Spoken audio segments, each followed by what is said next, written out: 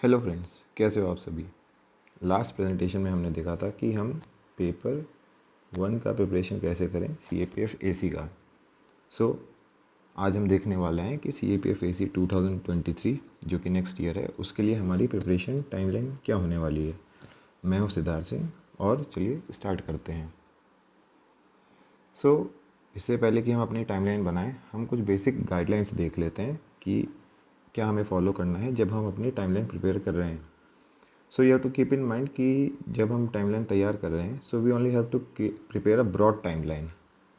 इसको हम ideally monthly हमें तैयार करना चाहिए और अपने दिमाग में हमको रखना है कि एक एस्टिमेटेड टाइम क्या है किसी सब्जेक्ट को ख़त्म करने के लिए। सो मंथ वाइज हमें प्लान करना है। नंबर 1, हमें एक पता है कि किसी भी मंथ में 4 वीक्स होते हैं, राइट। सो एक मंथ में आप अपना वीकली प्लान खुद तैयार कीजिए और उसको एडजस्ट करते रहिए अपनी प्रोग्रेस के हिसाब से। हमें पता है कि एक महीने में 4 वीक्स होते हैं। कोई भी सब्जेक्ट आप एक महीने का अगर टाइमलाइन लेकर चल रहे हो, उसमें आप वीकली प्लान कर लो कि मुझे एक वीक में कितना उस सब्जेक्ट को फिनिश करना है। जब आपने मंथली प्लान कर लिया, वीकली प्लान कर लिया, उसके बाद आपको क्या करना है कि आप डेली टाइम एलोकेशन कर लो फॉर सिग्निफिकेंट थिंग्स, जैसे newspaper reading, current affairs, revision, answer writing. ऐसा मैं क्यों कह रहा हूँ, क्योंकि out of sight is out of mind. So if you are not planning something, आप उसको कर भी नहीं पाओगे। आपको अपने दिमाग में क्या रखना है कि जो ब्रॉड थिंग्स हैं उनको आप मंथली प्लान करो। मंथ को आप वीक में ब्रेक डाउन कर लो कि किसी भी सब्जेक्ट में, किसी भी टास्क में आपका वीकली प्रोग्रेस कितना होना चाहिए। और जो डेली टाइम एलोकेशन है उसको आप टॉपिक वाइज करो कि आज मुझे आंसर राइटिंग कितना करना है, मुझे न्यूज़पेपर रीडिंग में कितना टाइम देना है।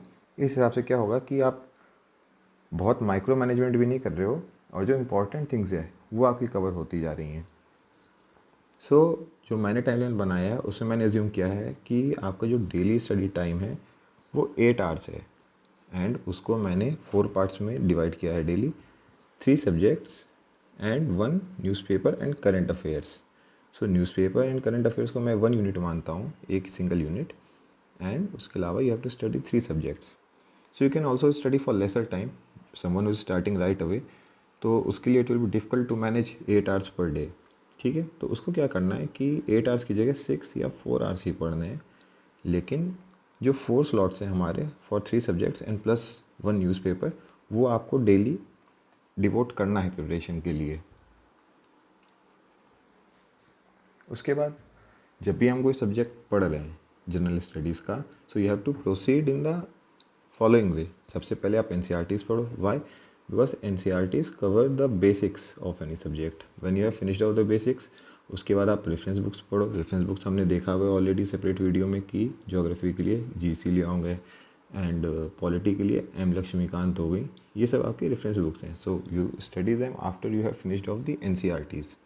जब आपका ये दोनों हो जाता है तो आप रिवीजन कीजिए, प्रीवियस ईयर क्वेश्चन अटैम्प्ट कीजिए, और जब आपने ये 3 चीज़ें कर ली तो आप क्या करो, आप फिर से यही चीज़ें रीड कीजिए और साइकिल को रिपीट कीजिए। इससे क्या होगा कि आप मल्टीपल रीडिंग्स दे रहे हो और आपका मेमोरी रिटेंशन बढ़ेगा। उसके बाद जो टाइमलाइन हम देखेंगे उसमें आपको ये फील होगा कि जो मैंने टाइम दिया है चीज़ों को, वो थोड़ा सा ज़्यादा लगेगा आपको कि इससे कम टाइम में भी चीज़ें ख़त्म की जा सकती हैं। लेकिन उसके पीछे लॉजिक क्या है कि हर सब्जेक्ट के लिए एक टाइम बफर होना ज़रूरी है, क्योंकि ऐसा ज़रूरी नहीं है कि जो आपने प्लान किया आप उतने ही टाइम में किसी को ख़त्म कर लो, किसी भी सब्जेक्ट को या टॉपिक को। मे बी समटाइम्स आप बिफोर टाइम ख़त्म कर लेते हो and maybe sometimes it takes longer than expected. इसी रीज़न से मैंने थोड़ा ज़्यादा टाइम डिवोट किया हुआ है।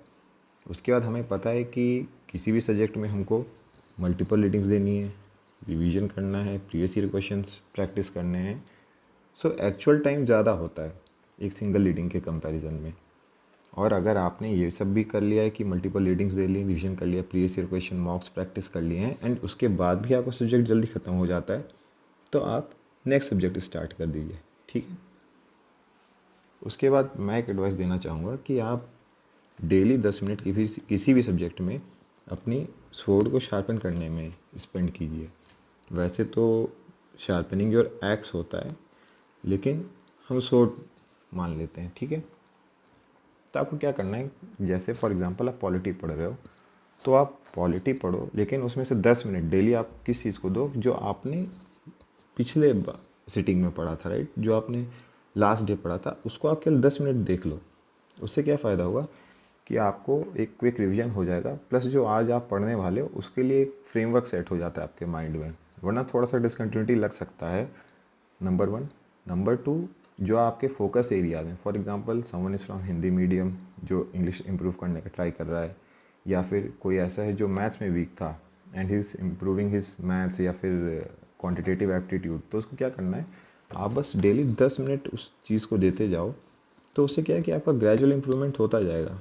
इंग्लिश में आप जैसे 10 मिनट्स डेली वर्ड मीनिंग्स देख सकते हो, कोई ग्रामर का पोर्शन देख सकते हो, तो इससे जो भी आपका वीक एरिया है वो इम्प्रूव होता जाएगा ओवर टाइम। और मैं इतना एम्फेसाइज क्यों कर रहा हूँ कि आप एक प्लान बनाओ। हमेशा देखिए, याद रखिए, a bad plan is better than no plan at all. तो क्या है कि आपने कुछ प्लानिंग की है, अच्छी नहीं की है, लेकिन आपके पास एक गाइडलाइन है, एक रास्ता है, ठीक है। जैसे जैसे आप प्रोग्रेस करते जाओगे, उस रास्ते पर चलते जाओगे, चीज़ें इंप्रूव होती जाएंगी अपने आप, और आपकी प्रिपरेशन फास्ट ट्रैक होती जाएगी। उसके बाद हम देख लेते हैं कि जो टाइम एलोकेशन है हमारा, उसके लिए मैंने एक मॉडल तैयार किया है। सबका इंडिविजुअल हो सकता है, बट ये मैं आपको एक फ्रेमवर्क दे रहा हूँ, आपको अच्छा लगे तो आप इसको कॉपी कर सकते हो। Someone can have a different time allocation, एक डिफरेंट मॉडल हो सकता है, लेकिन आप उसको प्लान ज़रूर करो, ठीक है। सो देख लेते हैं, जो डेली टाइम एलोकेशन है that is 4 subjects into 2 hours, 1.5 या फिर 1 आवर्स ईच। इसका क्या मतलब है, जो डेली स्टडी टाइम आपको या तो 8 आवर्स है, या तो 6 आवर्स है, या तो 4 आवर्स है, राइट। सो जो पहला हमारा सिटिंग है उसमें हम न्यूज़पेपर और करंट अफेयर्स करते हैं। सेकंड में 3 सब्जेक्ट्स कवर करें, second, third and fourth, right. इसमें हम 3 अलग अलग सब्जेक्ट पढ़ रहे हैं, जो जनरल स्टडीज़ हो सकता है, एप्टीट्यूड एंड साइंस, या फिर कुछ और। सो आप क्या करो कि एक सेल्फ एस्टिमेट रखो अपना कि मुझे एक सब्जेक्ट को फिनिश करने में कितना टाइम लग रहा है। सो यहाँ पे जो एस्टिमेशन है मैं उनके लिए दे रहा हूँ जो बिगनर्स हैं, उनको थोड़ा ज़्यादा टाइम लगेगा इनिशियली, तो इसीलिए पॉलिटी को मैंने 4 मंथ्स दिए हैं, ज्योग्राफी को 3, इन्वायरमेंट को 1 month, internal security 2 weeks, economy को 3 मंथ्स, इंडियन हिस्ट्री को 3 मंथ्स, इंडियन सोसाइटी को 1 मंथ, और वर्ल्ड हिस्ट्री को 2 वीक्स। अब कुछ लोग इसमें ये डाउट कर सकते हैं कि वर्ल्ड हिस्ट्री तो सिलेबस का पार्ट नहीं है, लेकिन हम उसको 2 वीक दिए हैं। इंटरनल सिक्योरिटी तो सिलेबस का पार्ट है और उसको भी हमने 2 वीक दिए हैं। तो देखिए इसका क्या रीज़न है, जो इंटरनल सिक्योरिटी का पार्ट है वो आपका न्यूज़पेपर में और करंट अफेयर्स मैगजीन्स में कवर हो जाता है, ठीक है। लेकिन वर्ल्ड हिस्ट्री के साथ ऐसा नहीं है। Nevertheless you need to read world history, you need to read environment also, इसीलिए मैंने इनको स्पेसिफिक टाइम अलॉट कर दिया, राइट। सो ये जो पोर्शन है ये है जनरल स्टडीज़ का। उसके बाद एक सेकेंड पोर्शन है, ये है मैथ्स एंड साइंस का, राइट। सो जनरल स्टडीज़ का हमने देख लिया, अभी मैथ्स और साइंस का देख लेते हैं। एप्टीट्यूड एंड रीजनिंग के लिए हम दे रहे हैं 2 मंथ्स, साइंस के लिए हम दे रहे हैं 2 मंथ्स, इंग्लिश के लिए हम दे रहे हैं 1 मंथ। देखिए इंग्लिश को हम अलग से टाइम इसलिए दे रहे हैं क्योंकि इससे पेपर 2 में स्पेसिफिक क्वेश्चंस आते हैं। तो आपका तो सिंगल डे में पेपर 1 होना है, सिंगल डे में पेपर 2 होना है, इसीलिए ज़रूरी है कि आप इंग्लिश को डिवोटेड टाइम दे लीजिए। और जब आपका ये पूरा पार्ट ख़त्म हो जाता है, जीएस का भी और मैथ्स एंड साइंस का भी, राइट। सो उसके बाद हम प्रोसीड करेंगे रिवीजन पर। रिवीजन में मैंने क्या क्या इंक्लूड किया है, revision, previous year questions, answer writing and mock papers, right. इसको मैंने दिया है 3 मंथ्स। इसमें इतना ज़्यादा टाइम क्यों दे रहा हूँ मैं, क्योंकि देखिए ये जो पूरा पोर्शन है हो सकता है ये आपका टाइम में फिनिश ना हो पाए, तो इस 3 महीने में जो हमने एक बफर रखा हुआ है, सो आप क्या कर लोगे कि जो यहाँ पे आपका ख़त्म नहीं हो पाया है आप उसको यहाँ फिनिश कर सकते हो। मतलब थोड़ा सा टाइम हम 3 मंथ्स में भी ले सकते हैं उन चीज़ों को फिनिश ऑफ करने के लिए जो हमारी पहले नहीं हो पाई हैं, इसीलिए ऐसा टाइम लाइन है। इसको मैं एक बार ग्राफ से भी रिप्रेजेंट कर देता हूँ तो आपको ये बेटर समझ में आ जाएगा। देखिए ये है हमारी मॉडल प्रिपरेशन टाइम लाइन, इसमें हमने मंथ वाइज दिखाया हुआ है कि किस सब्जेक्ट को हम कितना टाइम दे रहे हैं। सो हम हैं यहाँ पर अक्टूबर 2022 का स्टार्ट है अभी। So someone who starting right now उसको पॉलिटी को देने हैं 4 मंथ्स, राइट। सिमिलरली इकोनॉमी को 3 मंथ्स, ज्योग्राफी को 3 मंथ्स, साइंस को 2 months and similarly for other subjects. इसमें से आप ये चीज़ ध्यान रखो कि वर्ल्ड हिस्ट्री और सिक्योरिटी को हमने 15 डेज ईच दिया है, प्लस जो न्यूज़पेपर एंड करंट अफेयर्स है ये तो हमें थ्रू आउट पढ़ते रहना है, राइट। इसीलिए ये पूरे टाइम चलता रहेगा आपका डेली बेसिस पे। कोई अगर प्रिपरेशन जस्ट स्टार्ट कर रहा है तो ऐसा हो सकता है कि उसको न्यूज़पेपर फिनिश ऑफ करने में ज़्यादा टाइम लगेगा इनिशियली। सो इनिशियली में भी वो लेटेस्ट से 3 आवर्स में फिनिश करता है daily, but down the line जैसे जैसे उसका प्रिपरेशन रिफाइन होता जाता है he can cover newspaper and current affairs in just 1 hour daily. So उसको क्या करना है कि जो न्यूज़पेपर रीडिंग से उसका टाइम बचता है उसको वो डिवोट करना है फॉर जनरल स्टडीज़, राइट। आप यहाँ से टाइम सेव करो और उसको यहाँ पे डेडिकेट करो। सिमिलरली जब आपका पूरा सिलेबस मैं मान के चल रहा हूँ अप्रैल 2023 में ख़त्म हो जाता है तो आप ये सब स्टार्ट कर दिए, revision, previous year questions, answer writing. May be कुछ लोगों का सिलेबस अप्रैल 2023 में ख़त्म ना हो पाए, मोस्टली चांसेस ये हैं कि सिलेबस नहीं ख़त्म हो पाएगा तब तक। तो आपको क्या करना है, थोड़ा सा टाइम आपको may be 15 days, may be 1 month आपको ले लेना है इस टाइम से, ये जो 3 मंथ्स हैं, राइट। और यहाँ पे आपको उन चीज़ों को कवर कर लेना है। सो अगर आप वर्स्ट के सिनेरियो मान के चल रहे हैं कि आपका प्रिपरेशन नहीं फिनिश हो पाता है टाइम में, तो भी आपके पास एटलीस्ट 2 फुल मंथ्स बचेंगे for revision, previous year questions and answer writing. तो एक सॉलिड प्रिपरेशन हो जाएगा आपका। और ये एक मॉडल मान के चलिए, इसमें आप क्या कर सकते हो कि आप अपने टाइम दे सकते हो, किसी सब्जेक्ट को आप एडजस्ट कर सकते हो, बट मैंने एक फ्रेमवर्क दिया है, इसमें आप कस्टमाइज़ कर लेना अपने आप। So you have to keep in mind this is only a broad framework, ठीक है। इसमें आपको अपनी नीड्स के हिसाब से, अपने लेवल के हिसाब से आपको इसको कस्टमाइज़ करना है। बट आई थिंक ये जो भी बिगिनर्स हैं या फिर someone who has not given a serious attempt वो अभी तैयार कर रहा है, उसके लिए दिस इज़ गुड इनफ। आगे देखते हैं। हमने अभी तक गाइडलाइंस देख ली, प्रिपरेशन का टाइमलाइन भी देख लिया। अभी हम डिस्कस कर लेते हैं कुछ और रेलेवेंट पॉइंट्स जो मैं आपको बताना ज़रूरी समझता हूँ। सो रीडिंग टेक्निक्स पे बात कर लेते हैं। ऑलरेडी मैंने बाकी लेक्चर्स में, बाकी वीडियोस में भी बताया हुआ है। सो आप दिमाग में रखिए कि मिनिमम आपको 5 रीडिंग्स देनी है। सो हमने देखा हुआ है कि जो इनिशियली 3 रीडिंग्स हैं वो होती हैं for finishing of any topic, right. आप केवल उसमें चीज़ों को पढ़ रहे हो और समझ रहे हो, प्लस अंडरलाइन करके नोट्स बना रहे हो। जो बाकी की लास्ट की 2 रीडिंग्स हैं वो हम किस लिए दे रहे हैं, we are giving them for revision. So क्या हो रहा है कि हम रिपीट कर रहे हैं चीज़ों को so that they retain in our memory, ठीक है। और डेली 10 एंड 15 मिनट्स या 10 या 15 मिनट्स हम दे रहे हैं for revision of what we had read yesterday. So इससे क्या होगा कि आपके माइंड में एक ब्रॉड फ्रेमवर्क बनता रहेगा चीज़ों का, प्लस एक ग्राउंड तैयार हो जाएगा for what you are going to read today, ठीक है। हम रीडिंग टेक्निक पे थोड़ी बात कर ली। और मैं एक एडवाइस देना चाहूँगा उनको who are specifically preparing for CAPF AC। देखिए, जो सिविल सर्विस की तैयारी कर रहे हैं वो भी इस एग्ज़ाम में अपियर होते हैं। So competition is actually tougher than it appears on paper. देखिए ऐसा क्यों है कि सिविल सर्विस का जो सिलेबस है बहुत ब्रॉड है and it covers things in much greater depth. So अगर आप सेम एग्ज़ाम में compete कर रहे हो, they can actually write better answers because वो वर्ड हिस्ट्री भी पढ़ रहे हैं, इन्वायरमेंट भी पढ़ रहे हैं, बेटर इंटरलिंकेज होता है टॉपिक्स का। सो इसलिए मैं आपको एडवाइस कर रहा हूँ कि आप इन्वायरमेंट भी पढ़ो, वर्ड हिस्ट्री भी पढ़ो, और इसके लिए तो आपके पास अभी सफिशिएंट टाइम भी है कि आपकी एक ओवरऑल अच्छी तैयारी हो सके। सो आपको ऐसा दिमाग में नहीं रखना है कि कोई चीज़ एग्ज़ाम में सिलेबस में नहीं दी है तो वो नहीं आएगी, बिल्कुल आ सकती है। प्लस जो क्वेश्चन बनते हैं उनके लिए ये टॉपिक्स ज़रूरी हैं। So what I am advising is कि आप हर चीज़ को कवर करो, कोई चीज़ छोड़ के मत जाओ, और सफिशिएंट टाइम दो आप एग्ज़ाम को, ठीक है। और मैंने ये एज्यूम किया हुआ है इसको टाइमलाइन को फ्रेम करने में कि आप केवल तैयारी कर रहे हो CAPF AC की, मतलब आप वर्किंग नहीं हो, आप अपनी लाइफ में केवल कॉम्पिटिटिव एग्ज़ाम्स की प्रिपरेशन कर रहे हो। लेकिन अगर आप वर्किंग हो या फिर अभी भी आप कॉलेज में हो तो आपको क्या करना है कि जो टाइमलाइन हमने बनाई है उसको आप केवल एक टाइम फैक्टर से मल्टीप्लाई कर दो। फॉर एग्ज़ाम्पल हमने देखा कि साइंस को हमने 2 महीने दिए हुए हैं, राइट।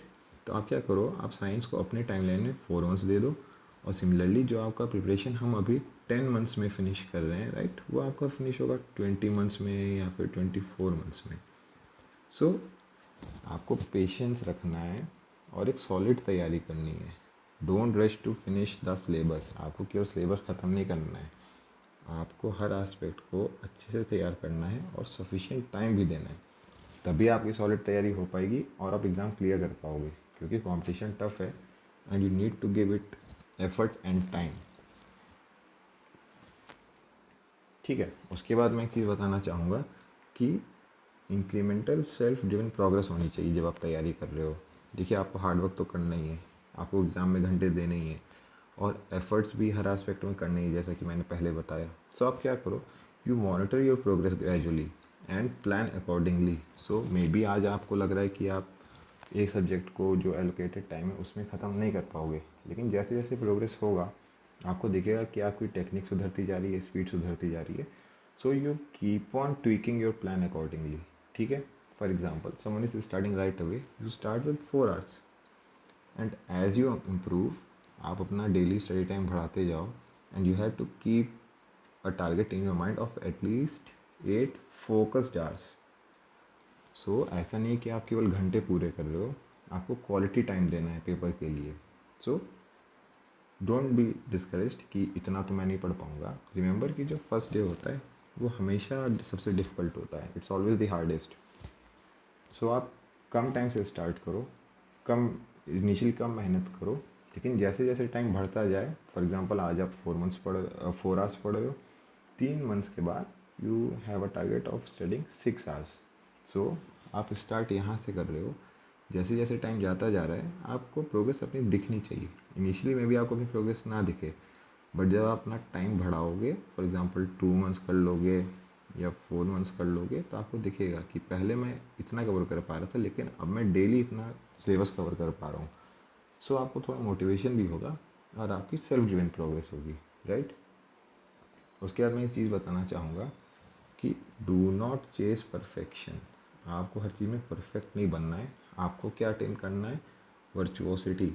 अभी वर्चुओसिटी क्या होता है, देखिए जो कॉमन चीज़ें हैं, मंडेन एंड बोरिंग थिंग्स हैं, उसको आपको अनकॉमनली एक्सेप्शनली अच्छे से करना है। जैसे मैंने आपको बताया कि आपको न्यूज़पेपर रीडिंग डेली करनी है, राइट।